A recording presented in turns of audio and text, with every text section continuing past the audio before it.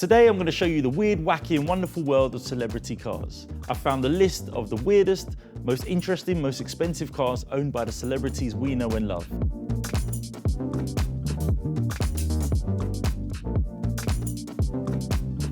Firstly, let's get into will.i.am's custom Beetle. It's quite a wild looking car. I don't know if I like it. It's got a bit Morgan-esque vibes to it, but it's got that sort of modern, harsh lines going on, which gives it a sort of futuristic vibe.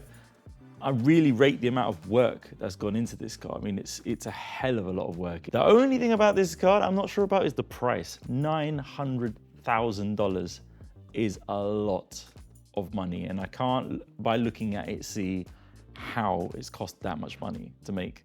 Now, you could buy a Ferrari, you could buy a Lamborghini, or you could make something that's just completely 100% yours and you at ridiculous cost, and he's gone down that route, which I kind of rate that. I think that's cool. Moving forward, what have we got? Okay, this is a fairly new one to the social media scene. This is Nico Rosberg's AMG 1, which is, or Project 1, shall I call it, which is basically a road-going Formula 1 car. It has the same 1.6 litre engine that you find in the V6 hybrid era Formula 1 cars. I don't really know what you would do with it. It's kind of one of those cars where it's cool to have, but you're probably going to drive it once a year, maybe, and then it's probably going to need like a whole entire engine overhaul. It's a Formula 1 car engine. These engines get rebuilt regularly. Everything gets changed regularly. But anyway, that's pretty sick. I think Lewis Hamilton has one as well. I know he was involved in the production process of it.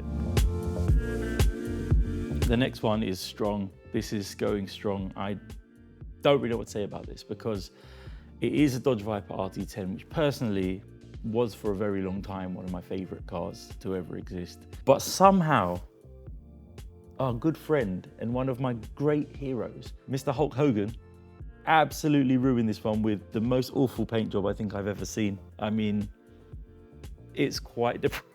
It's quite depressing. I mean, it looks bad enough. And then the wheels, why? Why did you do that to the wheels? Hulk Hogan actually sold this. So he bought this, I think in 1991. He sold this for charity and made $75,000, which he gave to charity, which I think that's commendable. Big up Hulk Hogan for that. I wish he'd have sold something a little bit prettier, but I guess out of his collection, I can understand why he sold that car.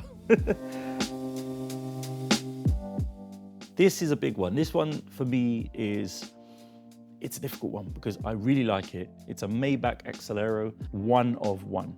This car belonged to JayZ. I don't know if he still has it. I think he sold it. I've tried to find a price, but it's difficult to. I know JayZ sold this on for $8 million. I think it's really cool. It's got this real old school villainy look to it, really long bonnet.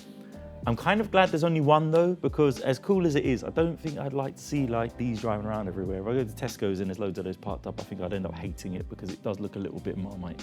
But very cool. $8 million though, that's a mad amount of money to spend on it. That's a mad amount of money. Flow Riders, Bugatti Veyron. The Bugatti Veyron, we all know, is absolutely legendary in terms of tech, in terms of development. It was the first car of its type at the time, fastest car in the world for a period of time, road car. And not only is it the fastest road car, or was it the fastest road car in the world, it was a road car with air conditioning, with regular comfortable seats. It wasn't like a stripped out race car like the Hennessy. It's a much more refined machine. Flow Rider bought one and thought, let's wrap it entirely in gold, which I think looks absolutely disgusting, to be totally honest with you. At no point have I ever looked at a Veyron and gone, you know, it doesn't look like it's an expensive car. And if I'm honest with you, the Veyron's one of those cars where I hate to say it, but it hasn't aged very well. It looks a bit old. Like, it's not like the Chiron, and not that I don't like it, not that if you gave me one I wouldn't daily it, standard, but yeah, it's a shame what he's done with this. I have seen some really good looking Veyrons. This is not one of them. And again, he spent far too much money doing this wrap. This is a bone of contention. This thing went wild, absolutely wild over the internet. This caused a lot of drama. So this is deadmau5's 458 Ferrari. Absolutely gorgeous cars.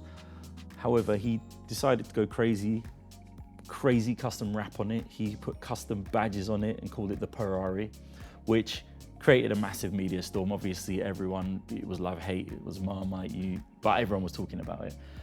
However, Ferrari are not your regular car manufacturer. And in fact, I can't even call Ferrari a car manufacturer, they're not, they're a brand. When you buy a Ferrari, you're buying into a brand, you're buying a lifestyle, you're not buying a car. So Ferraris come with rules. You can't just do what you like with a Ferrari as much as people go, oh, do what I want. You can't. Ferrari sent deadmau5 a cease and desist letter saying you need to put that car back to normal. We don't like it. You're ruining our brand. And if you don't, we're gonna remove you from our preferred customer list. And if you don't know about Ferrari, you cannot just go into a showroom and buy whatever Ferrari you want, no matter how much money you have. You have to buy a certain amount of Ferraris and get on a preferred customer list, join the club, meet certain criteria, certain rules. You basically have to be interviewed. If you get struck off that list, you cannot buy a new Ferrari again. And this was the first time I'd ever heard of a car manufacturer firing out a cease and desist at someone, but apparently Ferrari do it quite a lot. It's one of those things. So this next car, I've chosen it because it's right up Mike's street. Michael Fernie really loves an R8. There was a video out recently where he was driving one, absolutely loved it. He actually wants to buy one at some point. I found this one which belongs to, or did belong to, Justin Bieber. And Justin Bieber actually paid West Coast Customs to paint this car in leopard skin. Not wrap it, paint it. That is a permanent change, more or less. And it's an expensive change and it looks absolutely awful. I'm kind of upset. When I look at it, it upsets me because it's like, all right, have your R8, drive it, enjoy it, but to make it look so bad, it's just like, come on. Justin, I'm glad you got rid of that car. Hopefully whoever you sold it to either scrapped it or repainted it back to normal, because that is, mate, you can do better than that. You got the money to do better than that. Actually, in your defense, you have got some newer cars recently and they have looked a lot better than this. I think this was like early Justin with money era cars, so he went a bit over the top. Anyway, I want to get that off my screen. I'm really not liking looking at it anymore. Now, this is my guy, Arnold Schwarzenegger. Now, if you don't already know, this guy is a legend anyway. Back in the 90s, he was shooting a film, Kindergarten Cop, and at the time, he was very interested in military stuff, military hardware. He's always been that kind of guy. And he fell in love with the Humvee, which was the original military version of the Hummer. Originally, it was just built for the army. It was never meant to be a road car. So he contacted the company that made it and said, I want you to make a road-going version. Now, at first, they were not with it at all. They didn't like the idea, but they made him one. And the Hummer became what it is today. And now you've got the H1, H2, H3. There's probably new ones out now. In fact, there's an electric Hummer, I think, out at the moment. But yeah, we can thank Arnold Schwarzenegger for that. Not that I'd ever buy one, because I think in the UK, it just wouldn't make sense anyway.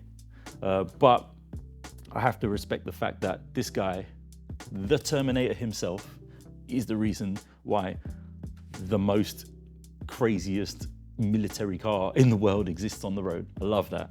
Big story, amazing guy. We got to thank him for that. Definitely show some respect, put some respect on his name.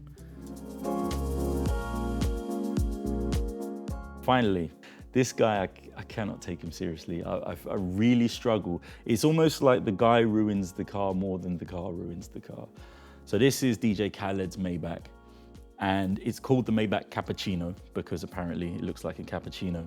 To me, it kind of makes me feel a little bit sick in my mouth. It's a weird color combination. It's very, very, very pretentious, as if a Maybach isn't pretentious enough by itself. And then you've got DJ Khaled screaming at it in videos about how it's called a cappuccino. We heard you the first time, Khaled. You don't need to tell us 8 times it's a cappuccino. So that's a wrap for today. That's all I've got. But let me know what you thought in the comments. Tell me what your favorite one was. If you agree with me, if you disagree with me, and if you've got any links to any other celebs cars that you like or hate or think are interesting, throw them in the comments. I would love to see them. Thanks for watching. I'll see you in the next one.